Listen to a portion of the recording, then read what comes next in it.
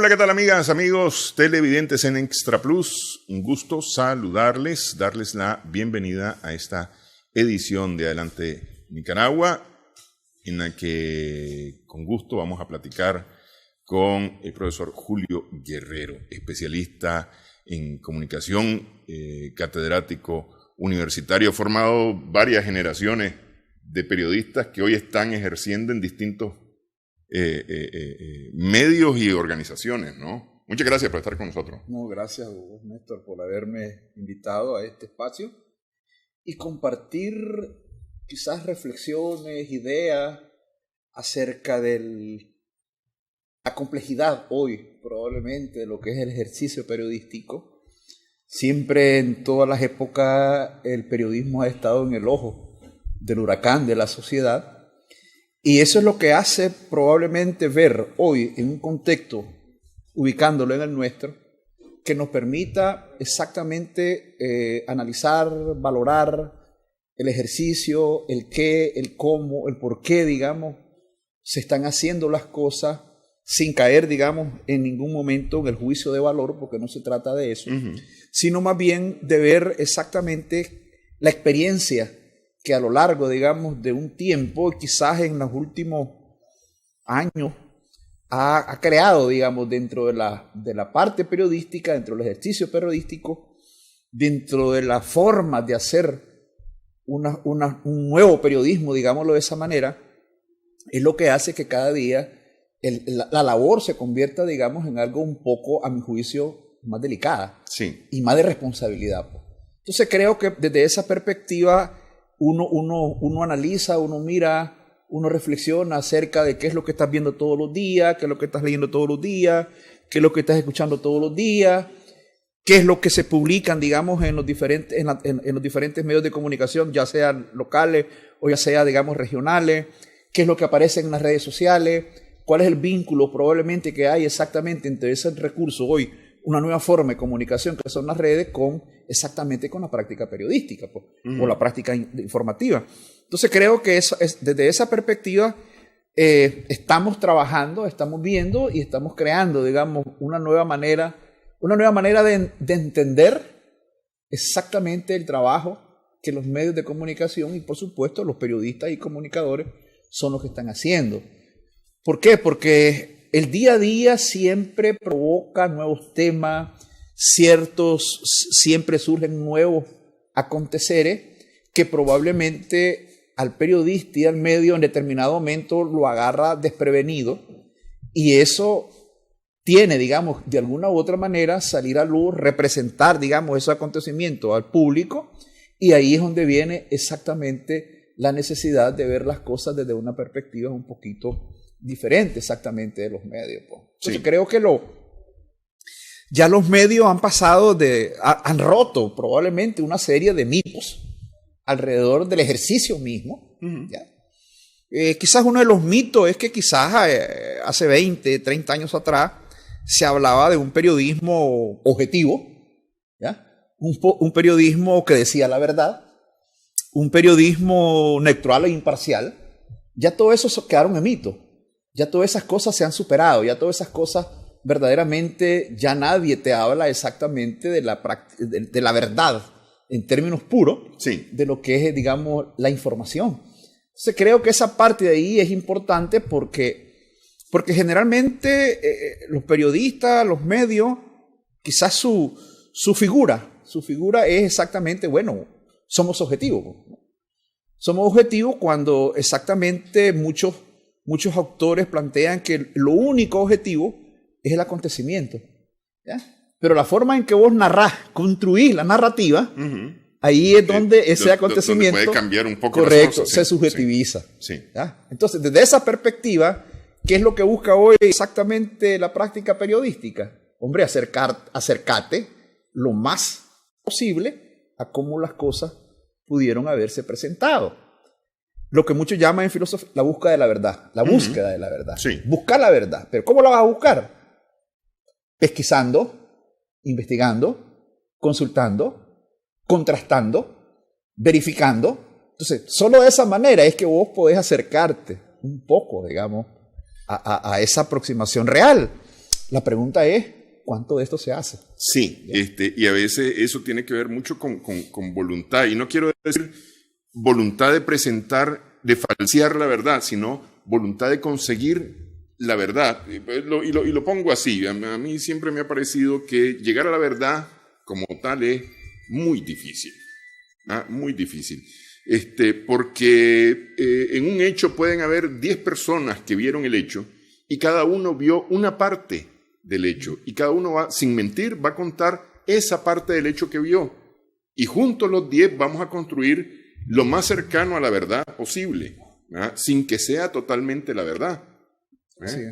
Pero cada uno va a decir un pedacito nada más, su verdad. Y la construcción de la verdad colectiva va a estar en los 10 testimonios. Me parece a mí que, claro.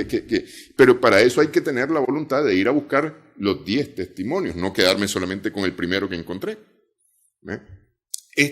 Los medios, en el tiempo que tengo yo de estar trabajando en medios, han venido cambiando, así como han venido cambiando las audiencias. Antes los medios decían saber lo que las audiencias requerían y le daban a las audiencias eso que pedían. O eso que el medio decía que la audiencia requería. Hoy las audiencias deciden qué quieren ver, cómo lo quieren ver y cuándo lo quieren ver. Entonces, a los medios, aquella premisa de hace unos años le ha cambiado totalmente. Entonces, los medios ahora tienen que adecuarse a las audiencias, no las audiencias a los medios. Y me parece que en el afán de conseguir audiencia y darle a la audiencia lo que quiere oír, los medios hemos venido cayendo tal vez en algunos descuidos en el ejercicio de la profesión y especialmente en la responsabilidad que implica la profesión. Mira, hay un aspecto muy importante, eso que vos planteabas, por ejemplo, la responsabilidad. Yo hago una figura generalmente comparativa, que para mí, digamos, el periodista y el medio tienen en sus manos lo que yo en algún momento he llamado, en algunas ocasiones, en algunos lugares, tiene un arma de destrucción masiva. Si vos como medio, como periodista, no asumís esa responsabilidad, el problema es que envenenás conciencia, envenenás voluntades. Y una vez que vayas dándole más tóxico a tu conciencia, probablemente así, esa masa de gente también así va a actuar. Entonces, el problema de la responsabilidad es un problema muy serio porque no se trata exactamente que de tener, digamos, de hacer dos prácticas periodísticas. Es decir, cuando digo dos prácticas periodísticas me estoy refiriendo a quiénes son los buenos y quiénes son los malos. Quiénes son los que verdaderamente hacen un buen trabajo y quiénes son los que no lo hacen. Entonces, no se trata, digamos, de una concepción maniquea, digamos, de lo que es el ejercicio periodístico, sino que vos sos periodista. El periodista no tiene, digamos, no debería de tener una cera. ¿Ya? Es una nada más. Sí. Y la única cera es ser periodista, es ser responsable, es ser profesional y verdaderamente sus grandes condicionadores es su público. Porque el público es el que merece quizás lo mejor que le puedes dar a través de la información. Entonces, creo que en este proceso que hemos vivido, hemos caído, digamos, en esa concepción maniquea de los buenos y los malos. Sí. ¿Ya? Que eso se respira, pues. Eso se respira, digamos, en los medios, eso se respira, digamos, en las individualidades del ejercicio periodístico. De tal manera que esa ruptura, ¿verdad?, producto de los condicionamientos individuales, que puede ser de diferente orden, que puede ser de carácter ideológico, que puede ser de otra manera, eso es lo que hace que exactamente, ya fácilmente hoy, vos podés, de alguna manera, identificar, ya la gente te identifica a vos y al medio de qué acera está. ¿Por qué? Porque han etiquetado la figura del medio y la figura del periodista. Claro. Entonces, ¿eso qué ocasiona? Eso ocasiona que en vez de hacer su trabajo de mediador social, lo que ha hecho más bien es polarizar un poco, digamos, a la sociedad. Y meterse en un círculo vicioso porque igualmente el periodista se polariza también. Es decir, parte de lo mismo, ¿no? Claro. Sí. Entonces, cuando el periodista, el medio, ya tiene, digamos, intereses creados por sus mismos condicionamientos, ahí es el peligro de sesgar la información. Y cuando la información es sesgada, pues como lo que vos planteaba, digamos, al inicio, le estás dando apenas un pedazo de verdad. ¿Ya? Y un pedazo de verdad es apenas lo que probablemente ellos están representando en las narrativas informativas que ellos están señalando. Entonces creo que pasar, digamos, a un proceso que permita exactamente como periodistas, como comunicadores y como medio, asumir exactamente que no se trata más bien ni de ocultar, ¿ya? Ni al mismo tiempo no mirar las cosas, porque también si vos ocultas algo, pues al fin y al cabo la sociedad se da cuenta que todo lo que presentás también carece de legitimidad, pues. Porque el problema también del medio es la legitimación. ¿Quién te legitima vos tu discurso? Te lo legitima la gente de acuerdo a lo que ella considera que vos estás presentando. Entonces, creo que el periodista lo que tiene que buscar es que él mismo se legitime en su trabajo, en lo que hace, ¿no? Y por supuesto, le dé a la sociedad elementos de juicio que les permita también entrar en toma de decisiones y en un razonamiento lógico.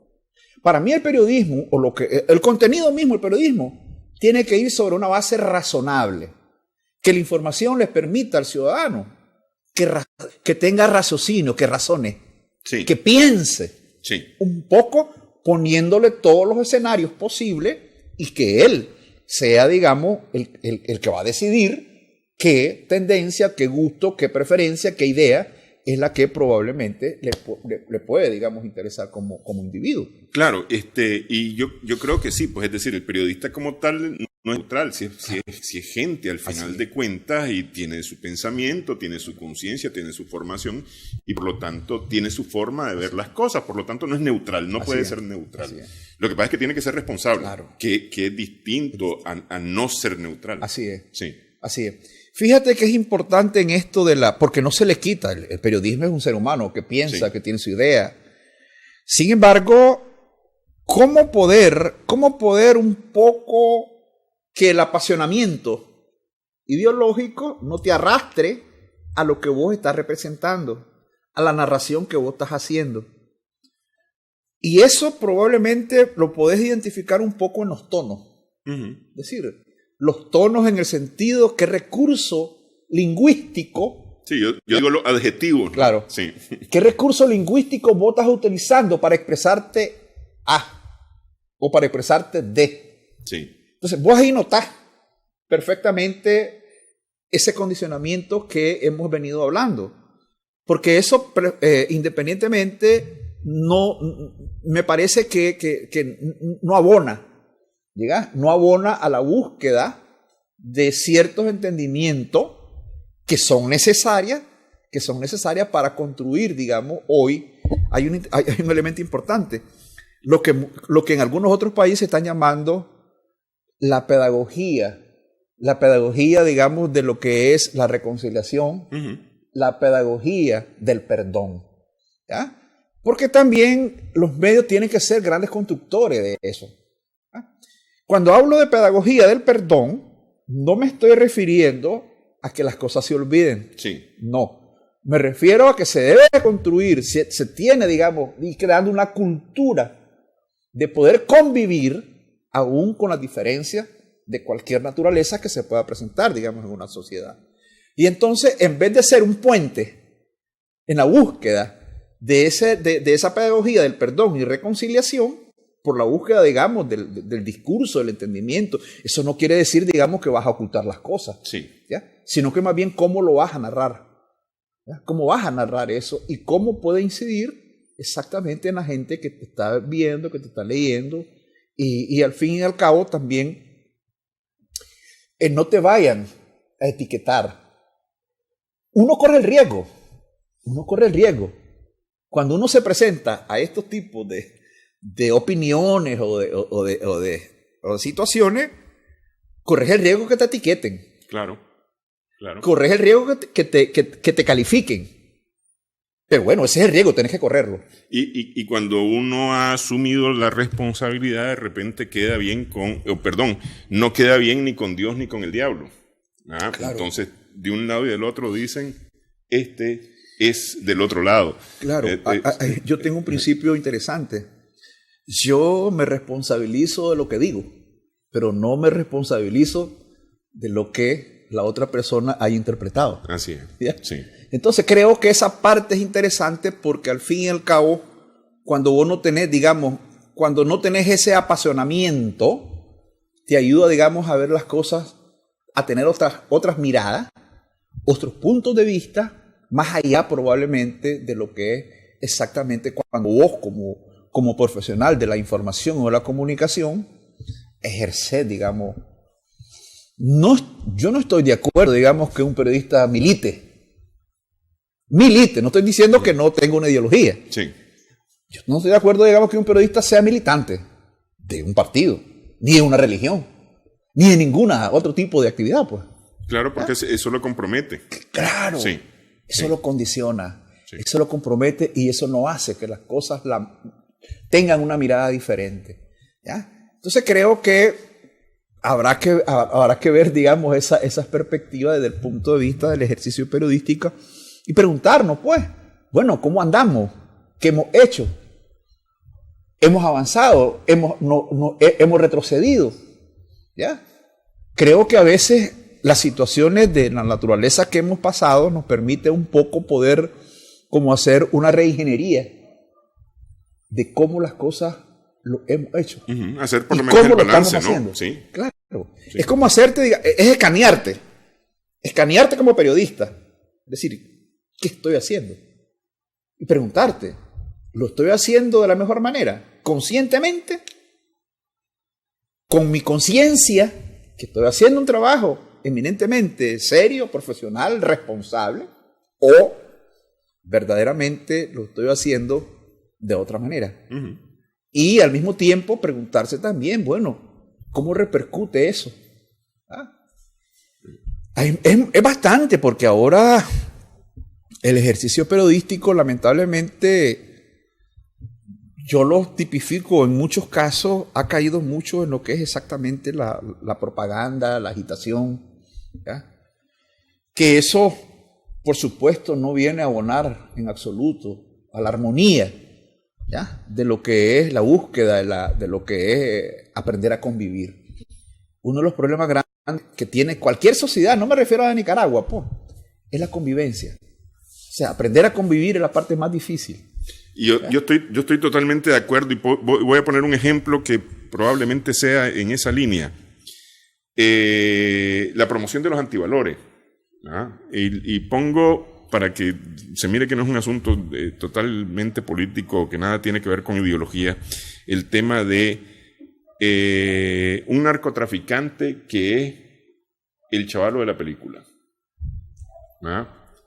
Y entonces, y todo lo que hay alrededor de él es bueno y es correcto y hace que la gente, la audiencia se encariñe con y defienda lo que él hace. Y lo que las autoridades hacen para evitarlo es malo. Es decir, esa promoción de antivalores me parece que no contribuye. Fíjate que... vamos a hacer una pausa. Okay. Vamos a hacer una pausa. Producción me está pidiendo una pausa. Hacemos una pausa, regresamos en breve. Estamos conversando con el profesor Julio Guerrero.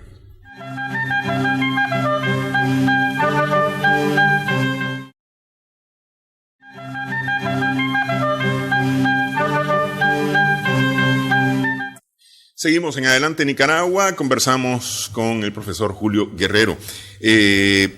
Al lado de los medios de comunicación Es decir, hace unos años eran solamente los medios de comunicación los que proveían información. Hoy la gente accede a información ya no solo de los medios de comunicación, sino de las personas como tal, personas o grupos, ¿verdad?, que producen información, especialmente con el aprovechamiento de las tecnologías, es decir, a través de redes sociales, a través de páginas de internet y demás. Alguien me decía, no se te ocurra buscar una enfermedad en internet porque te vas a encontrar cualquier cantidad de datos sobre esa enfermedad, algunos reales y otros falsos, ¿verdad?, y te vas a crear unas expectativas que pueden no ser buenas para esa enfermedad. Por mencionar un ejemplo. Porque efectivamente las tecnologías permiten que cualquiera publique cualquier cosa, ¿verdad? Y si los medios o los periodistas en los medios tienen un papel de responsabilidad y juegan una responsabilidad en la información que proveen, en las redes eso no existe. Y eso lleva a las noticias falsas.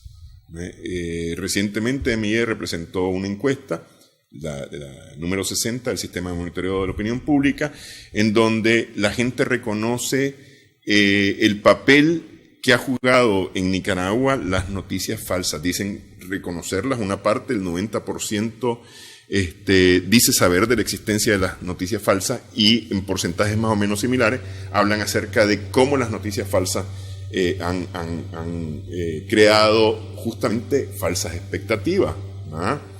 El gran problema es que muchas veces esas noticias falsas corren aún sabiendo algunas personas que son falsas. Hay otras que las creen a pie juntillas que es así, aunque sea una información muy jalada de los pelos, pero hay quien la quiere creer.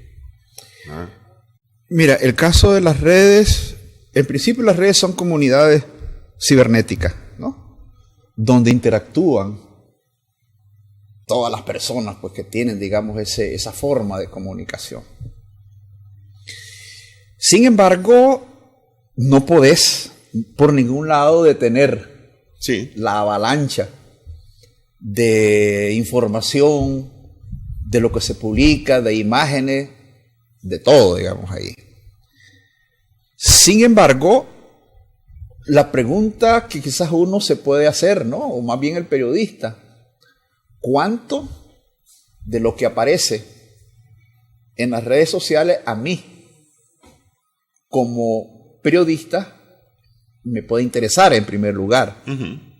Y en segundo lugar, ¿cuánto de eso que se puede publicar sea una realidad o una fabricación?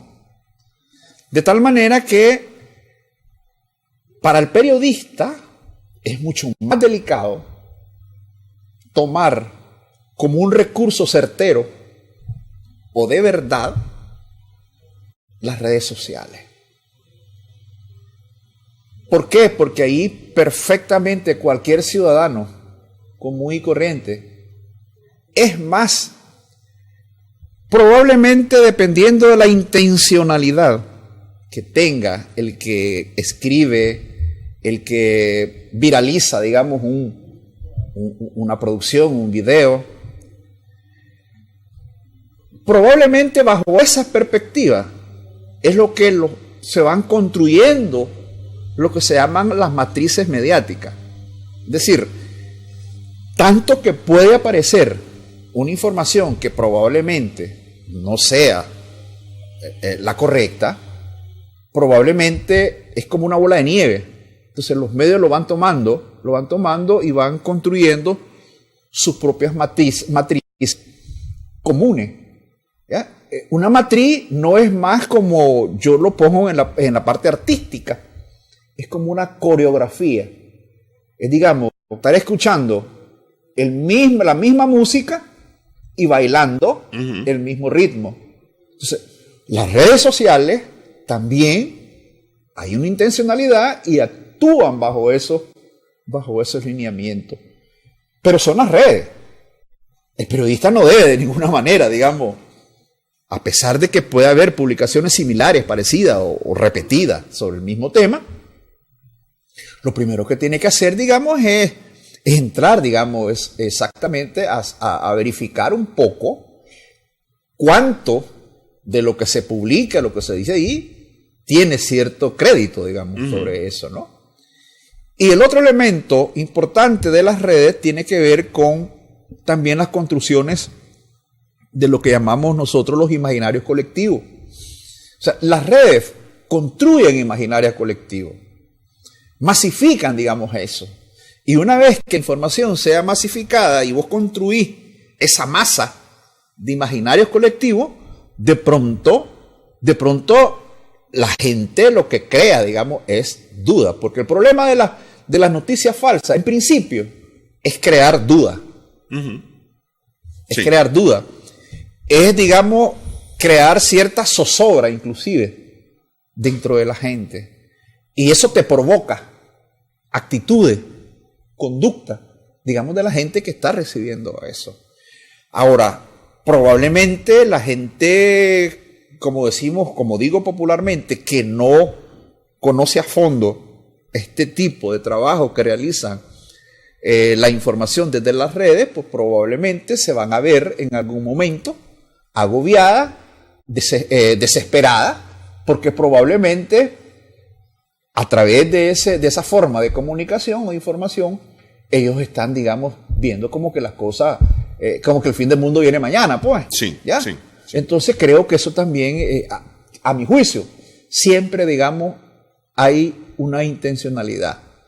Porque también en comunicación no se puede negar que siempre lo que vos decís, lo que vos escribís, siempre hay un propósito, siempre hay un fin, siempre hay un objetivo. ¿Ya? Y ese objetivo sí uno lo tiene que cuidar en el sentido de ¿cuál es tu objetivo? O sea, ¿con qué fin yo voy a reproducir una información que no la he verificado, que no la he contratado, que no la he investigado y la presento? ¿Cuál es el fin? ¿Divulgarla? Pero es que ahí me parece que está el kit del asunto, ¿no? El tema de la verificación de la información. Es decir, viendo en la administración de los medios de comunicación, la tecnología ha sido un facilitador enorme. Es decir, si yo quiero crear una red de corresponsales, este es el momento más oportuno porque la tecnología me permite estar en comunicación inmediata con todas las corresponsalías. Si quiero uno en cada municipio y si quiero uno en cada comarca, ¿verdad? Porque hay acceso a la tecnología en este momento. Sin embargo, me parece que aprender a usar la tecnología de una u otra forma a los medios les está haciendo pagar un costo muy importante que se traduce luego en las audiencias. ¿Ah? Justamente por el tema de poder confirmar informaciones. Vos podés, digamos, la tecnología ya está. El problema es que también se tiene que utilizar con una responsabilidad. ¿Ah? O sea, si vos tenés la tecnología y no la utilizás, no la aplicás de manera responsable de acuerdo a tu ejercicio profesional, pues simple y sencillamente la vas utilizando con un fin diferente. ¿Ya? Las nuevas tecnologías hoy tienen un elemento importante, pues, porque hay algunos que le ponen que son las características divinas. Es decir, la nueva tecnología es planetaria, es permanente, es inmediata y es inmaterial, pues. ¿Ya? Sí. Es decir, vos estás conectado, vos te conectás al mundo a través de las nuevas tecnologías. Y hoy, probablemente, esa conexión es lo que hace que probablemente vía red, todo lo que probablemente suceda en un espacio determinado, todo el mundo lo sepa. Y ese, digamos, es uno de los grandes dificultades que puede tener, digamos, la cuestión de los medios, porque, bueno, ya miramos muchos casos de la noticia falsa. Creo que aquel famoso imagen, fotografía del presidente, antes que muriera el presidente Hugo Chávez, que lo presentaron como muerto, sí, y en primera plana, sí.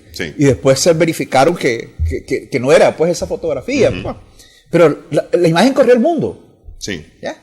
La imagen corrió el mundo y probablemente algunos o la mayoría, pues cuando miraron esa fotografía, pues pensaron, es verdad, pues. ¿Ya? aunque después, digamos, el medio lo sacó de circulación, pues el medio impreso. Pero el problema, digamos, de las redes, el problema de las nuevas tecnologías, es que si no haces un uso responsable desde tu práctica profesional, pues simplemente estás utilizándolo quizás con una finalidad propiamente establecida. Porque ese es el peligro. El peligro, digamos, del comunicador, el profesional de la información, es cuando se sale, es decir, cuando te desborda a vos como profesional y te ubicás, te salís, digamos, del ejercicio mismo y ya te vas, digamos, a otro plano. Entonces creo que de esa perspectiva también, si bien es cierto, la tenés en tus manos, te agiliza, ¿ya? No hay necesidad, digamos, hoy no hay necesidad, digamos, de ir al lugar de los hechos, sino que te mandan todas las imágenes posibles y vos construís, vos narrás tu acontecimiento, pero tenés que tener mucho cuidado en principio de quién es el que te lo manda, de que si verdaderamente pasó eso, si el lugar es eso, si el tiempo es eso. O sea, por lo menos lo mínimo que te permita vos tener un poquito de aproximación a lo que vas, digamos, a representar, a lo que vas a narrar. Entonces hoy por eso las redes es abierta, ¿ya?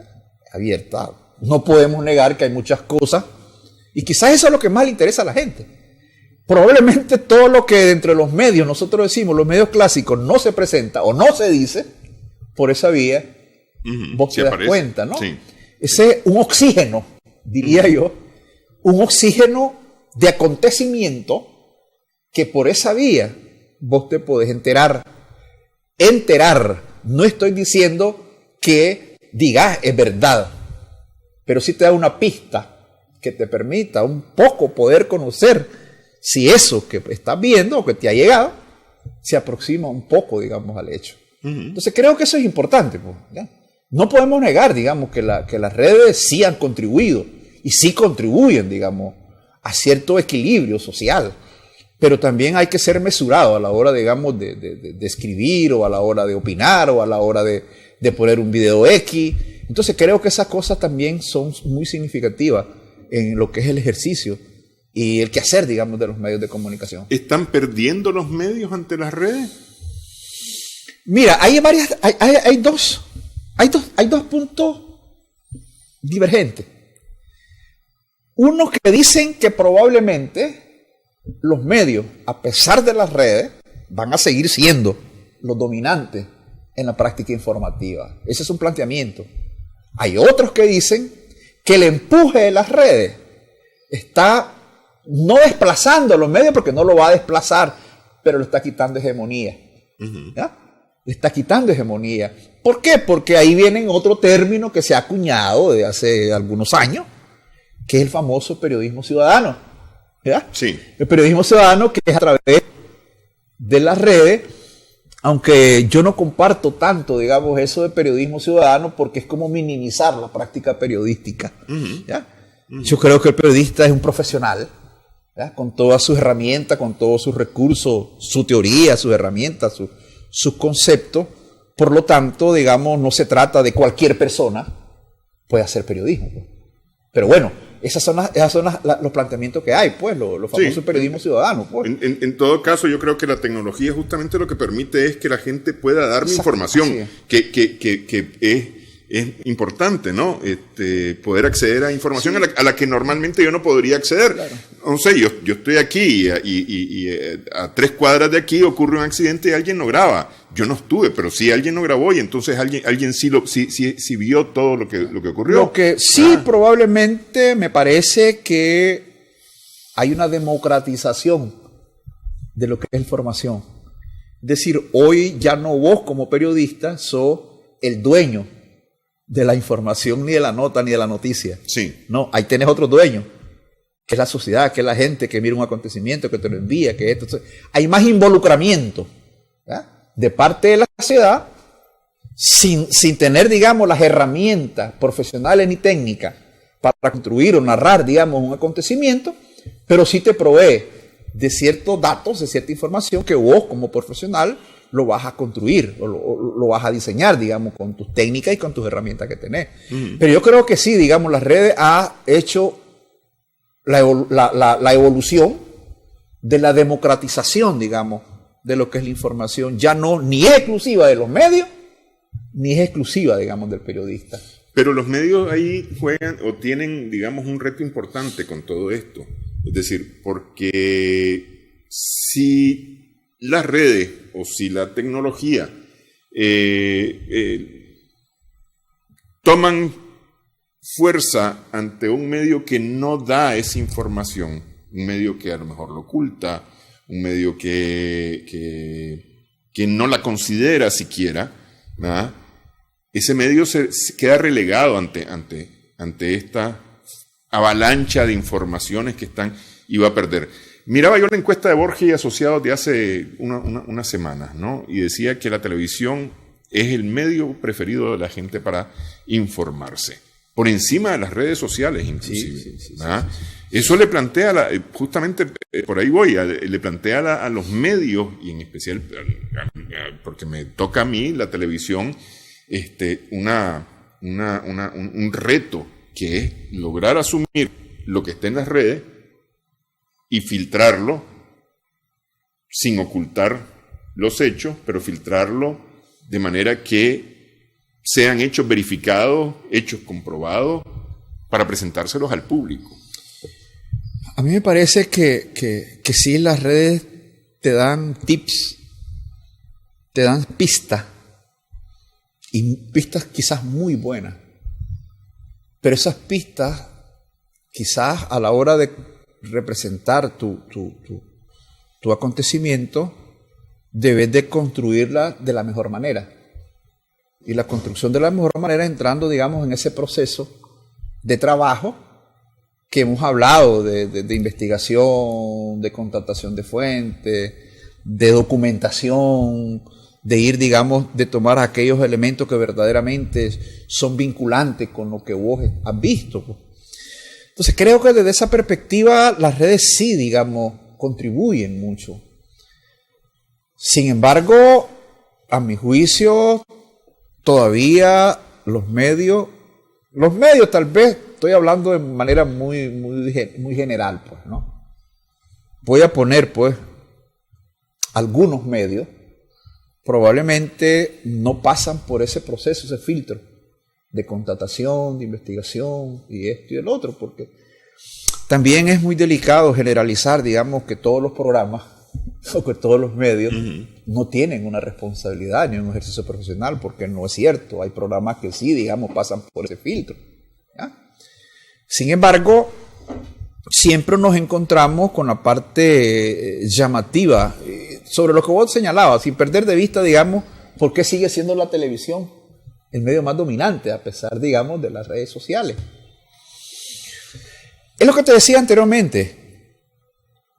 Desplazamiento de las redes sociales hacia los medios, no creo que haya un desplazamiento.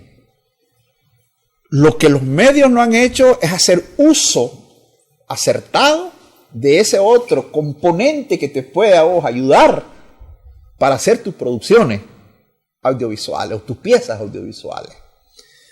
En esa parte es significativa, porque eso es lo que hace exactamente, porque la gente le cree. Fíjate que es interesante este dato o esta información. La gente le cree más a los medios que a las redes. A pesar que ahí tenés una avalancha. Porque probablemente las redes son más efímeras. O sea, ok, encontraste una información o un video ahorita, pero ya una hora después ya no está. ¿Ya? Eso es efímero. La televisión también es efímera, pero con un componente diferente. Hay más fijación. Hay más fijación del fenómeno que vos estás narrando. Entonces, hay fenómenos, lo que se llaman fenómenos de fijación, que es a través de la televisión, de la parte audiovisual, que se te grabó.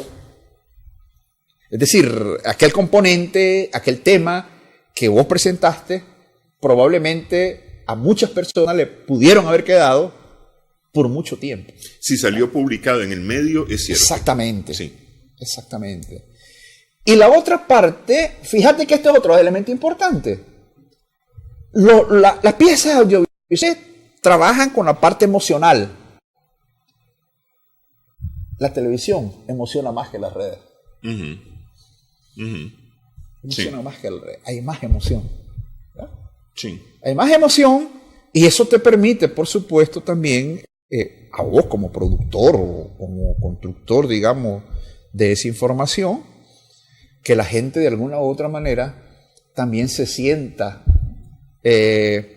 comprometida en poder, digamos, calificar o valorar o evaluar lo que probablemente el medio y el periodista, digamos, ha presentado. Porque eso es importante hoy. Ya la gente, como decimos popularmente, ya no le da actor con el dedo, sí. Pues. Ya la gente mira, ya sea en la red o ya sea en un informativo, ya sea en cualquier pieza audiovisual, lo mira, pero ella misma dialoga con lo que ha visto. Diálogo interno. Y dialoga, no, es que aquí le faltó esto, es que aquí no tomó en cuenta esto, pero es que esos datos no son datos actualizados, es que esa imagen es de archivo, eso no es de ahorita. Entonces la gente se pregunta.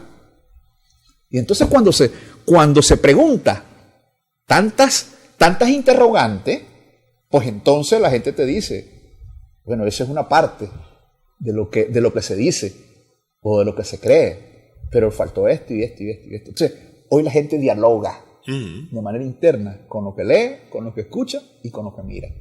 Ok, vamos, hacemos una pausa nuevamente en esta edición de Adelante Nicaragua.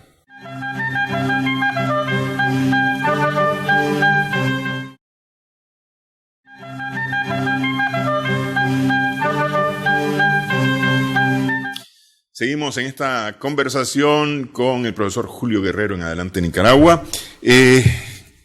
¿Cómo se refleja o cómo podría reflejarse un ejercicio no responsable desde los medios en las audiencias?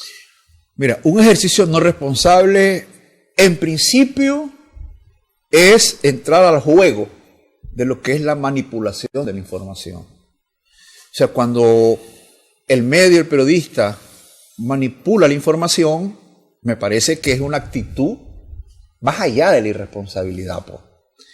Cuando hablo de manipulación, hay algunos conceptos que te plantean, a lo mejor es discutible, que el periodista, por naturaleza, es manipulador. Pero bajo este concepto, no es que el periodista tergiverse la información, pero también puede ser una manera de manipularla, pero no necesariamente. La manipulación, bajo el concepto de manipulación en el trabajo informativo, es cuando vos, como periodista, has investigado, has ido, digamos, al lugar de los hechos, has consultado una serie de fuentes y hacer una serie de cosas, y entonces lo que haces vos es tres cosas. Clasificar la información, jerarquizar la información y seleccionar la información. En ese proceso, probablemente cuando hablamos de manipulación, hablamos de manejar la información. Sí. El manejo de la información. De tocarla. Exactamente. Sí. Entonces, en ese proceso, probablemente es donde se puede caer, en algunos casos, por omisión involuntaria, que es permitido, porque digamos fue una omisión involuntaria, pero cuando es una omisión deliberada, entonces esa es la irresponsabilidad. El problema es cuando verdaderamente saber que estás omitiendo ese dato, esa información, por algo que se te escapó, ¿verdad? O que no te acordaste, o porque hubo, digamos, una intencionalidad específica con un fin específico. De tal manera que esa parte no responsable es lo que hoy probablemente es lo que exige más las audiencias. Las audiencias hoy son más exigentes.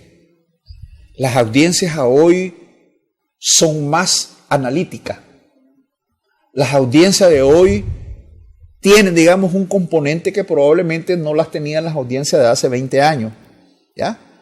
Y quizás ese componente hoy te lo da esa parte que hablábamos anteriormente, la democratización de la información. Es decir, hoy la gente de alguna u otra manera se mete a otros sitios, a otras direcciones, a otros links, a otras maneras, digamos, de ver la información, y eso le da a ella ciertas perspectivas de poder ver las cosas desde una manera diferente. ¿Qué es lo que creo, digamos, de la no responsabilidad? Para mí la mayor no responsabilidad, ¿verdad? Irresponsable, en otras palabras, de un periodista es tomar como certero algo que le pudo haber caído y lo reproduce. Entonces yo creo que esa es una cuestión que probablemente a lo mejor se hace muy poco, pues. No estoy, digamos, diciendo que es una práctica, ya, porque tampoco voy a calificar a nadie, no puedo decir que es una práctica. Pero si caemos en eso, se corre el riesgo, digamos, de ser... ¿Y sabes qué es lo primero? Lo primero es que sos irresponsable con vos mismo, en principio. Y en segundo lugar, sos irresponsable con el medio. Y en tercer lugar, sos irresponsable con las audiencias. Entonces son 3 irresponsabilidades. Lo primero es ser responsable con uno mismo, ¿ya? Es el principio, es la conciencia, es el valor, es la ética, ¿ya? Y entonces creo que esa parte que implica no responsabilidad se tiene que ir viendo de una manera totalmente diferente, ¿no? Aunque sabemos, digamos, que hay una serie de razones que probablemente te condicionan, porque ese es otro elemento, porque hablamos de los condicionamientos individuales, pero también hay condicionamientos institucionales, es decir, el condicionamiento del medio, ¿ya? Y entonces a lo mejor el periodista, que quizás a lo mejor tiene más información de ese acontecimiento, se la presenta, digamos, a su editor o al jefe de noticiero o al jefe de redacción, y a lo mejor la mira y te dice, no me pongas esto, ¿ya? Porque esto no puede ocasionar X o Y problema. Sí, entonces, el periodista se encuentra a veces en un dilema entre hacer lo que se debe de hacer o hacer bajo los condicionamientos, digamos, del medio. Y bueno, ahí está el dilema, ¿ya? Y ahí me voy a meter tal vez a un tema que sería hasta para otro programa, que es el tema del manejo de los medios. Los medios dejaron de ser empresas periodísticas para convertirse en empresa de negocio como tal. Pero bueno, voy a dejar eso aparte ahorita, porque ese es meternos en camisa de 11 varas y nos tiramos otra hora hablando sobre este tema. Yo nada más me recuerdo, y eso me pega mucho, la cita que hacía en su cortina de entrada de Radioinformaciones. De la prensa resultan el amor y el odio, la paz y la guerra, para mencionar solamente certero. Sí. Que tiene que ver con la responsabilidad que tienen los medios. Creo que esa viñeta y esas 2 oraciones es totalmente el reflejo de la responsabilidad que debe tener, digamos, en primer lugar el periodista y en segundo lugar el medio. Y es cierto, ¿ya? El medio como tal puede provocar una serie de acontecimientos que verdaderamente vulneran el derecho probablemente de la persona, el derecho inclusive a la vida, ¿ya? Es decir, y eso es demostrado.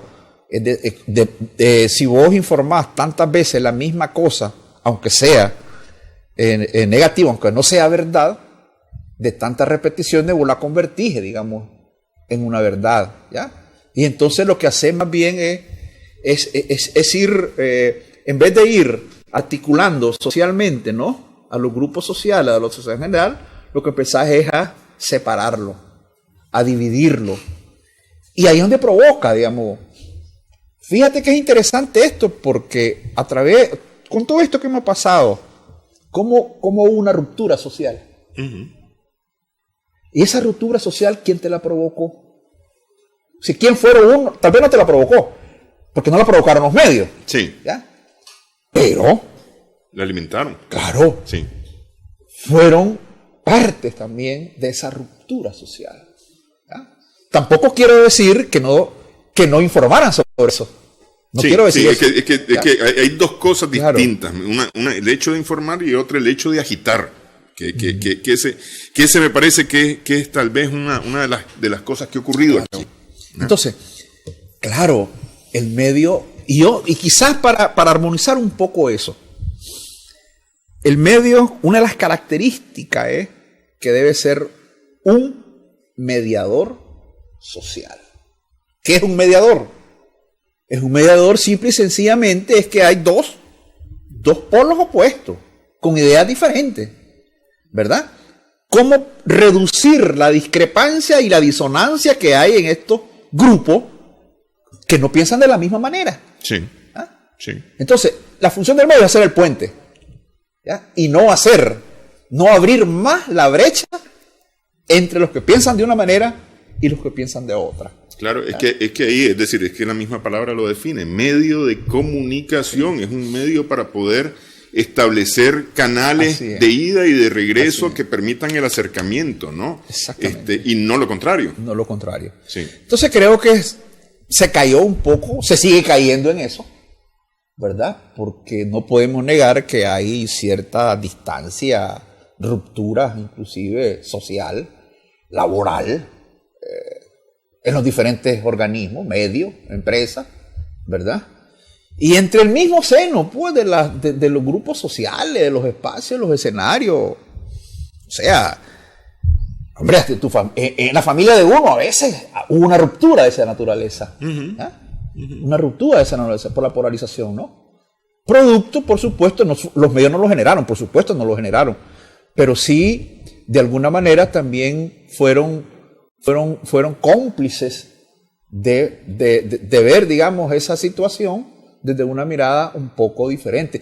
Y cómplices no es porque, digamos, en el sentido, digamos, de que estabas aquí o estabas allá, no, cómplices en el sentido que las narrativas que ellos hacían, de todos lados, no estoy hablando de uno ni del otro, sí, de todos lados, habían sesgos informativos, de todos lados.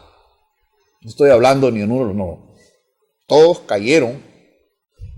O tal vez no todo, pues siempre me gusta al fin, la palabra todo es como meter en el mismo bolso a todo. Y no es cierto, pues. Sí hubo algunos programas que con mucha responsabilidad actuaron muy responsablemente, ¿verdad? Con un tono un poco conciliador. Porque ese es el otro problema.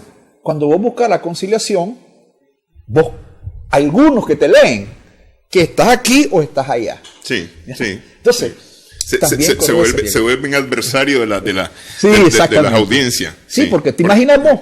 Fíjate que me han preguntado, y tal vez ya para un poco cerrar, ¿no? A mí me han preguntado. Yo escribo, digamos, tengo una columna ahí en un periódico y digital. Escribo todos los viernes. Entonces me han preguntado, ¿y de qué lado está?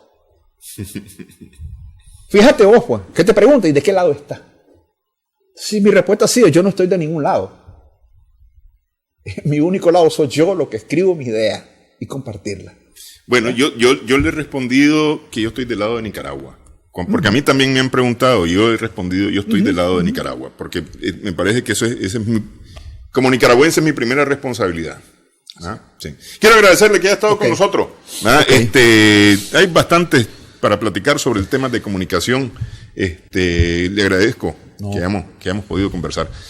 Nuestro agradecimiento también a nuestras amigas, amigos televidentes por su sintonía en esta edición de Adelante Nicaragua. Esperamos que el programa haya sido de provecho para usted.